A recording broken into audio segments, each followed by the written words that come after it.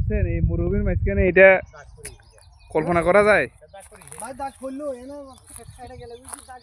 এই যে দর্শক দেখেন, মরুভূমির মাঝখানে পালং শাক, লাল লাল শাক।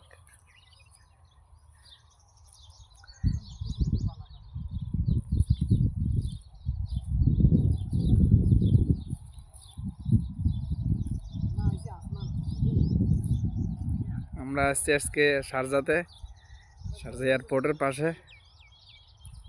এখানে আসলে বুঝে যায় না যে এটা দুবাইয়ের কোনো একটা, শারজার কোনো একটা জায়গা। পুরা বাংলাদেশের গ্রাম অঞ্চলের মতো প্রকৃতি, চারিদিকে পাখি কিচিরমিচির করতেছে। ওই যে বাংলাদেশের পাখি, এই যে ময়না পাখি, চড়ুই পাখি সহ সব ধরনের পাখি এখানে মজুদ আছে। এই যে দেখেন, অনেক সুন্দর দৃশ্য।